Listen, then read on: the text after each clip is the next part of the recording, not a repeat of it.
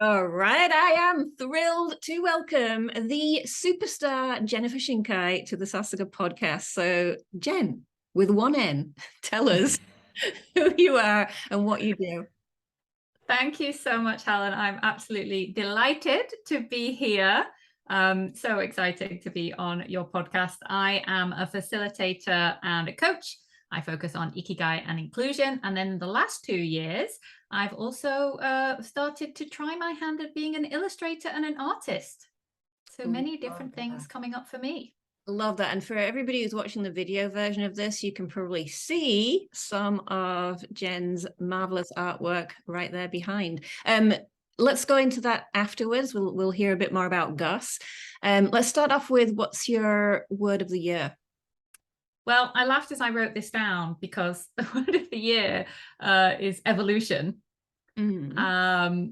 And evolution has been evolving for me as a word of the year as well. I'm never quite happy with it, but maybe more than evolution, it's more like a Pokemon Shinka.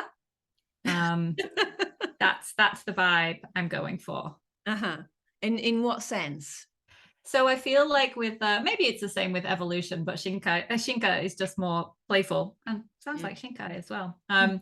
But the idea that, you know, I'm keeping some elements of who I am at my core, but I'm adding on all these new powers and these different areas so I can be, you know, stronger in battle. I play Pokemon cards with my son, so it's very much on my mind what's in my deck and how to use them. All right, so tell us about these powers, these newfound powers that you have. Yes. So my newfound powers, I think, are like, you know, I'm really thinking a lot about Pokemon cards now. So you have the Tane Pokemon, right, which is the seed Pokemon. Mm-hmm. I didn't expect that the podcast was going to go this way, but let's roll with it. But let's. So the seed Pokemon is like, you know, when they come out of the egg. And so I think I have some kind of base powers of like being hopeful and positive, resourceful, able to get things done, sort of there. Mm-hmm. And then at this next level is the sort of, I can't remember what it's called, like first level Shinka, the first level evolution. I think the superpowers I want to draw more on are around, you know, creativity. I heard you talking about expansion, like what that means for you and for me as well. And yeah, drawing on different ways of being in the world. A little bit vague, but that's how I'm looking at it. So I kind of, speaking of drawing, let's talk about your artist work. I mean, there's so many areas that I want to cover in this in our conversation today, but I'm very intrigued about the artwork, and then we'll come into the Ikigai stuff as well.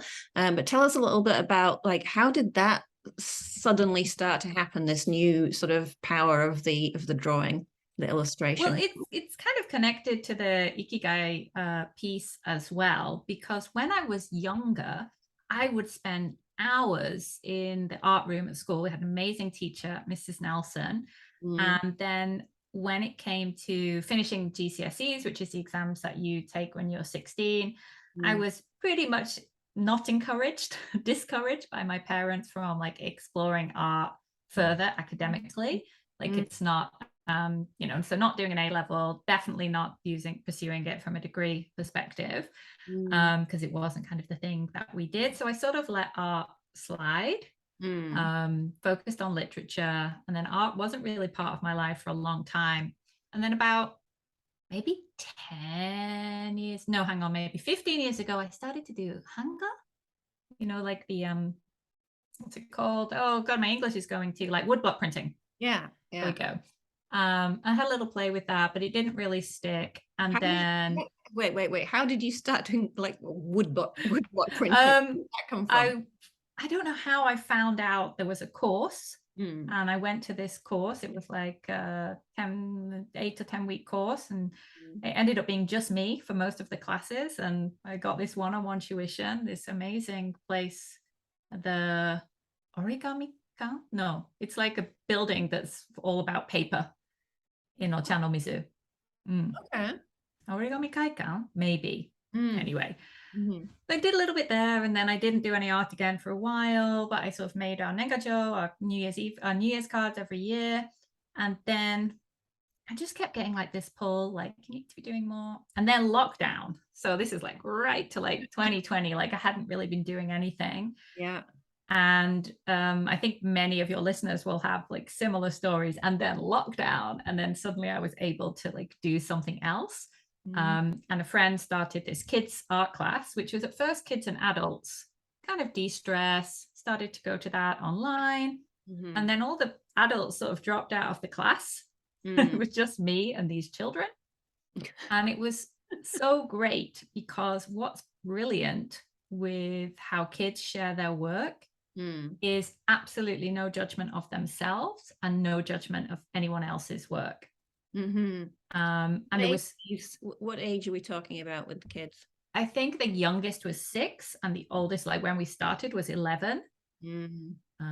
Yeah, well, no, maybe she was 10 actually. Yeah, she was 10 when we started. So I noticed she's a bit more judgmental of her work now, the oldest girl. Right. Yeah.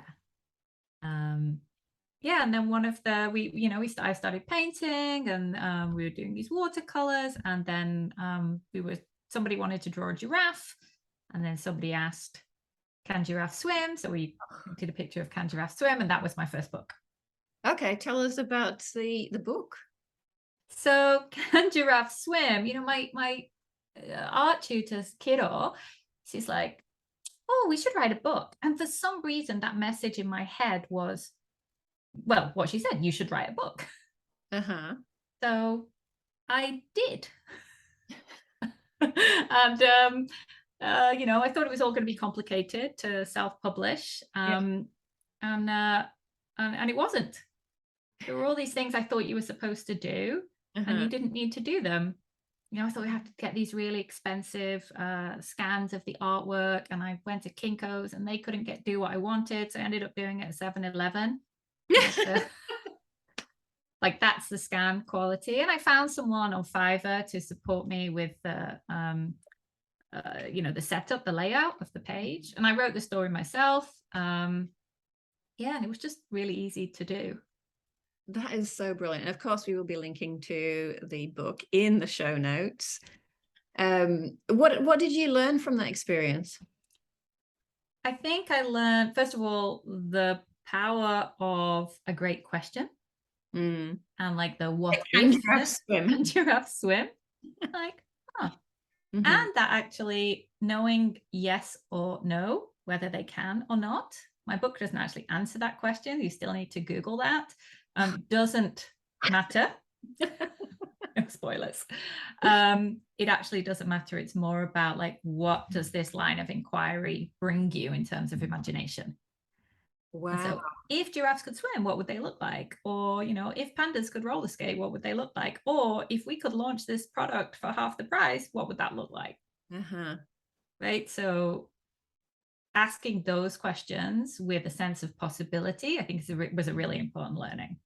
That is so relevant here in Japan, right? Because we're in this world of yes or no. There is one answer to the question in so I was just talking about this with some clients just the other day, how it kind of extreme it is, that it's not about what are the possibilities, but is it right or wrong? I read an article, I think it was in Forbes, and the CEO was saying, talking about yes and mindset, right? Yeah. And then in Japan, we have a podcast. Yeah. Oh, yes. So we have a no because. Yeah. Not yes and, but no because. No because. So can giraffes swim? No, because their body mass is incorrectly balanced and their head is like, oh yeah, but what would it be like if they could? Right. They can. I think some science, but not in. They sort of can. They sort of can in my book. Anyway. The science suggests, because somebody has like modeled it and worked out what would it look like. Is it possible? Maybe that's less interesting answer. Imagining like, is it possible? How would we make it possible? Right. And there's just very much this kind of Well, it's probably related to the not wanting to be wrong with things as well here, would you say? Yeah, it could be. And, just maybe it's as well about a focus on kata and process, being the way of is sometimes more important than the outcome of. And the actual results are less important than doing it the right way. Could you give an example of that? I'm thinking of all like the katas of, like with kendo. So my son does kendo with my husband, or like ikebana, it's like the way of this, the process of this. And I was participant in a points of view workshop before COVID, so maybe 2018. And we had international participants, and one of the activities was setting like a group collage. And of course, the facilitators are throwing in little challenges. And one of the challenges was suddenly we had a time limitation and also make sure that everyone is happy. And that was when the room split in half. And all the sort of Westerners, let's say, were very focused on output in the time limit. That became more important than making sure that we followed the process, that everyone was happy. Very interesting. That's fascinating. Yeah. And it got really sticky in the room. Ooh, wow. Yeah, that makes a lot of sense, that real different approach on whether it's the outcome or whether it's the keeping people happy in the room. Yeah. And like the time pressure suddenly just split the room. Like, what's the priority now? It's not how we do it, it's that we get it done. Right. Yeah. Oh, I love it. I love the those kind of cultural differences that you discover, but then also sometimes it depends on the person as well, right? It's not necessarily the cultural difference. So it's having that communication in the room, and so the points of view as well. Tell us a little bit more about that, because that's very much related to communication as well, right? Yeah. So points of view is a coaching game from Israel, which I came upon like maybe 5 years ago. And the basic point of the tool is they are cards which use an image, a word, and a powerful question, and what comes up from that. And some people say, oh, like you're using these cards, they've got the image on, is it like tarot? And it's like, well, no, because in tarot, an expert, reader is telling you, this is how I think you should interpret the cards. This is what it means when it's positioned in this way. Or this is my understanding of tarot. I'm obviously not the tarot expert. So everyone who is, please feel free to say, no, you've totally misunderstood and misrepresented that. But what points of view is about is saying every image, every way of looking at the world has an infinite sense of different perspectives, and we have to move in order to be able to see. It's not like this picture means this. And in fact, even yourself, when you look at a picture from a different perspective, you're going to see a different thing. So often I'll encourage participants, turn it upside down, put it far away from you, or put it really close. Like, what do you see differently? And then when we share perspectives on a particular card and what is telling us about, what we are like as a team, or like what brings me a sense of Ikigai, people will see different things and interpret it in totally different ways. Right. And that's the whole thing, the different cultures, and then within that everybody has their own different perspectives. Let's go back to Ikigai though. So because otherwise we could get so many things. So one of the things which gives me a sense of Ikigai is having variety. Excellent. Well, we've definitely fulfilled on that one. So connecting the Ikigai, because I know one part, I don't know a huge amount about Ikigai, but one part that I know you talk about is going back to your childhood and what you spent time doing as a child, which you referred to earlier with your artistry. So tell us a little bit more about what Ikigai is, and listeners, some may be very familiar with this term, so some may be sort of heard of it and have a general idea. Some people just completely new concepts. So Yes. Take it away. So as many of your, Japanese listeners will know, Ikigai isn't really like a special Sunday best word that people talk about in hallowed terms. And it's certainly not the Venn diagram that many of us have seen around the internet. For those who haven't seen the Venn diagram, can you explain briefly what it looks like? So the Venn diagram is 4 questions. It's a brilliant career coaching tool.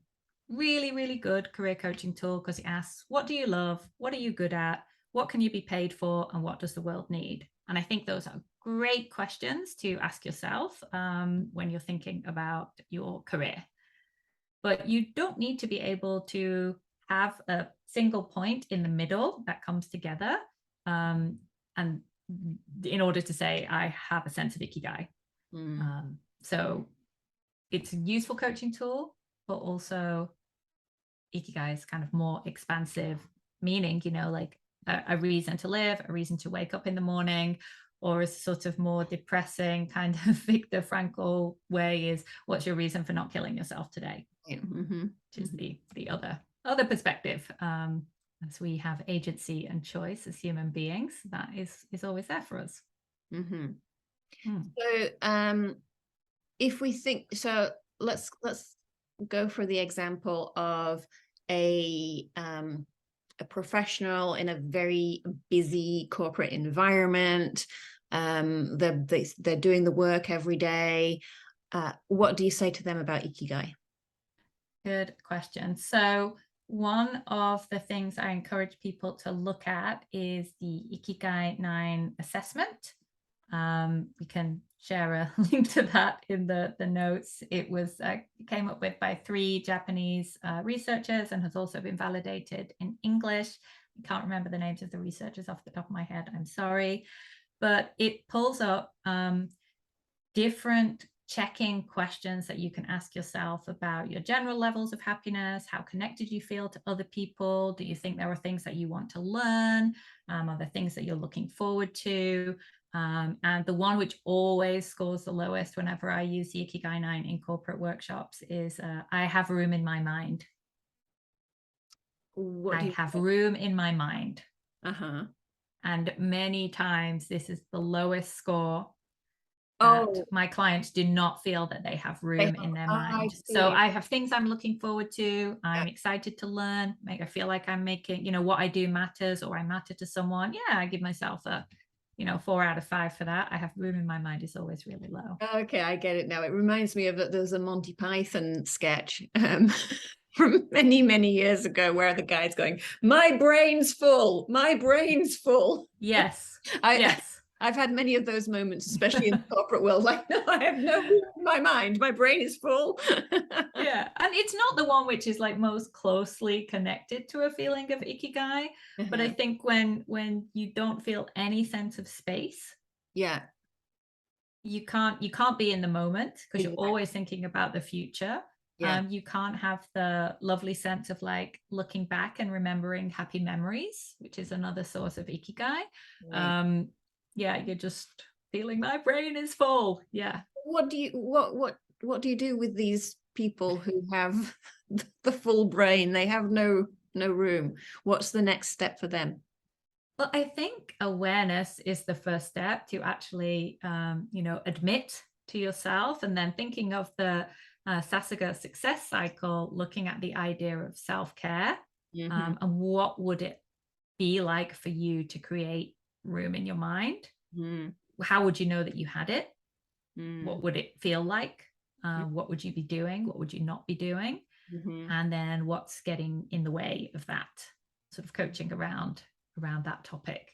And the common themes are very relevant in my own life too, is like overcommitment, saying yes to too many things, FOMO, fear of missing out, and because I love variety, right? So I love that piece. So just looking at the balance between those areas is really important, I think.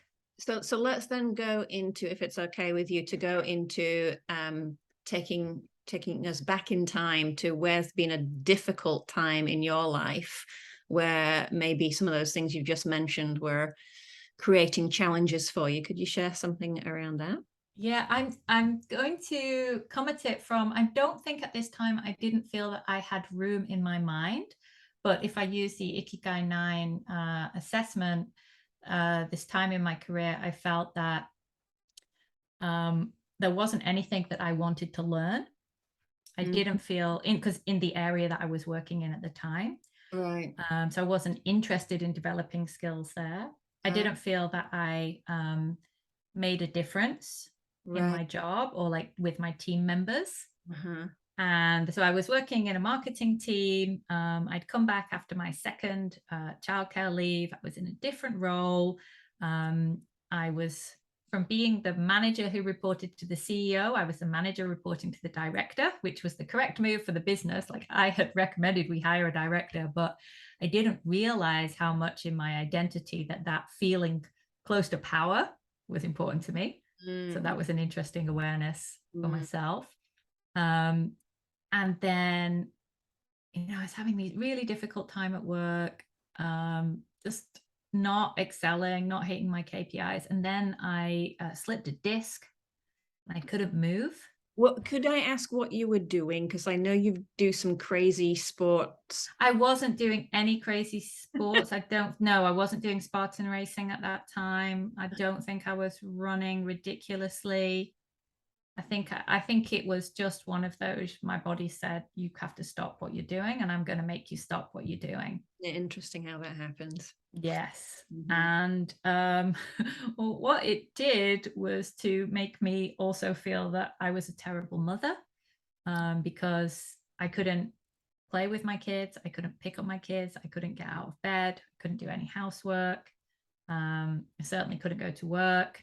And it was really like, oh my God, who am I? So I'm sorry, I don't know where I'm going with this question, but that was a very low point. I'm getting myself pulled down into this horrible memory. Okay, well, let's bring you out. So how did me you get out of it? Horribleness. Yeah, it was a really hard time. And what I think happened though was going, this is not sustainable. I can't live like this anymore. And so, as I've mentioned, your choices of I can't live like this anymore is, well, do you want to live? Yes, I still wanted to live. How do you want to live? And so that's when I started working with a great coach. I started to work with Anne Good. Used to be based. Yeah. So Anne was my coach through that. Yes. And she is a brilliant coach and really helped me to, one of the hardest things, I think, if you're in those difficult situations is just going, what do I want? And who am I? Because I was really broken. And so a lot of the coaching was just like kind of building up that mojo again, building up. Maybe that Tane Pokemon had gone, I don't know where it had gone, been beaten into the trash. Yeah. So regaining that was really important practice in the coaching for me. So you realized that you were in this kind of this point where you had to do something differently. Yeah. And that when then you found Anne and reached out for coaching? Yes. Yeah. And I worked with Anne for 6 to 8 months, something like that. And I remember at one point, I'd done some informational interviewing. I knew I wanted to, because I'd previously, before I worked in marketing, I'd worked in learning and development. So I knew I wanted to go back into the L&D space. And I thought, wow, and I've really found coaching transformational. What would it be like to retrain? And I remember Anne said to me, okay, well, why don't you stay doing your job now and retrain? And at that question, like at the same time, I thought I was going to be sick. Yeah. It's like, okay, that's a sign that that's a no. That's a definite no to that answer. Yeah. So because that kind of, the continuing what you were doing part was the continue, sort of staying in the job, which I had actually thanks to the coaching as well, I like worked through some of the relationships in the office and changed my mindset, and was kind of coming out of it. But the thought of sort of staying for another 6 to 12 months and treading water, I just even with the goal of retraining, you know, to keep that security of a paycheck, basically a monthly paycheck. I just was like, I can't. So then you decided to leave and go full on with your to start my own business and start the retraining on day one as well. Because you know, when I was looking at different opportunities and worked for a recruitment company at the time, so I knew what all the L&D jobs were, and I was like, hang on, these are not practitioner jobs. These are business partners, which is not what I'm looking for. So then a mentor said, you have to start your own business. I can't. I was like, oh yeah, maybe I can. And then I talked to my husband about it, and he said, I'll pay the mortgage for a year. Wow. I'll take that pressure off. Let's see what happens. So I think also having back to the Pokemon, having a trainer support card that you can pull on, of someone who will help you, is very practical help, also the emotional support of believing what I said wasn't crazy was really useful too. Absolutely. I don't know if we answered the question about Ikigai, but that was definitely a journey for me. So what would you say is, does this make sense? What would you say your Ikigai is now? Well, I'm of the Ken Mogi persuasion, and he says, I have 100 sources of Ikigai. He's a neuroscientist who does a lot of Ikigai research. And another research I was talking to Hasegawa-san sensei even, it's like, well, I think 100's a bit much, but I have multiple. It's definitely, I love learning. I love being in that new space. Did I hear correctly that you've been studying Korean recently? Yes, I've been. Studying Korean was more about, can I do something every day? I wanted to change. Well, why not? Why not? My story about, I have no business in Korea. I have no plans to go to Korea. And I keep getting frustrated because I'm reviewing again the lessons about like the chicken's cornea and the fox's yo-yo. It's a very specifically strange lesson on Duolingo. But I'm on day 66. So, and now my son started doing Duolingo in English. So that's pretty cool takeaway. Yeah. But my Ikigai is, I guess, I just feel, I was saying this to my coach, Sarah Fudia, the other day, and it's like, I'm just not done. Just don't feel done. So there's so many things I want to try. Done at your young age, my dear. Yes, exactly. But just continue. I like, connecting with people, and I love creating and having interesting conversations. Like all of those things give me a sense of Ikigai. And when I'm coaching and I see like, oh, my clients are having this aha moment and a breakthrough moment, that's great. When just different places it shows up for me. The best aha moment you've had from a client recently? Best aha moment. I can't think. Sorry, I've gone blank on that question. Never mind, it may come back, and if it doesn't, it's fine, because I have another topic, because I'm really desperate to ask about the sequins on Wednesday. Look, for those of you who are watching, I have my sequins here, but are you ready? Because Jennifer, my goodness, this is very exciting. Oh my god, those are amazing. I think I'm going to need to raid your wardrobe. So for those of you who are just listening to the audio, I choked on her own sequins. I just lifted my leg on video.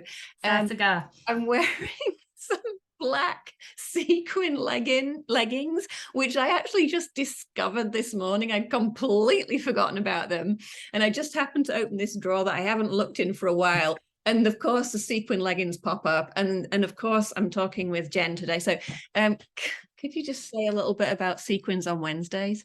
So today.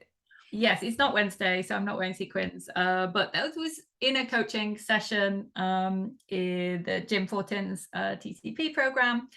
And they were like, well, what do you want to be? What do you want? And I was like, I want to be someone who wears sequins on a Wednesday. And for some reason, that image really stuck with me about celebrating on like special occasions when it's not particularly a special occasion. And there was something about that really caught my imagination, and then seems to have caught a lot of other people's imagination as well. Like people I don't know in like posting in this group saying, oh, I got my sequins on today and here's how it's making me feel. So it's another one of those, you know, we're like having a powerful inquiry, a powerful question, and like just putting it out there in the world. Like, what would it be like to wear sequins on a Wednesday? And here's what it means for me. And here's what it means for you. Yeah, so it's we're week 4 this Wednesday. Week 3 was tricky for me. I felt a little bit like it was I wasn't feeling celebratory. I didn't want to wear them, and they were really annoying me. Like, is it just another uniform that I've now put on? It didn't have the texture last week, and so I was ready to rip off my sequin top. I said, no, I'm gonna have a nap. I'm really tired. I was really tired. And then I put on some red lipstick after my nap. And then I had a really interesting call with someone, and it changed. So my energy shifted. But I'm glad I like went through the challenging part. Yeah. Of deciding to stick with your sequins. Stick with my sequins, yeah. Rather than just give up and stick with it, yeah. So I have a question about the powerful questions. Is one thing that's come through our conversation a little bit today has been this idea of powerful questions, starting with the giraffes. Yes. And what I see, and I'm sure you've seen this as well, is that a lot of Japanese clients will say, oh, I don't know how to ask a good question. I don't know how to ask a powerful question. What would you say to them? One of the most powerful questions in the world, in my opinion, is what do you want? Oof.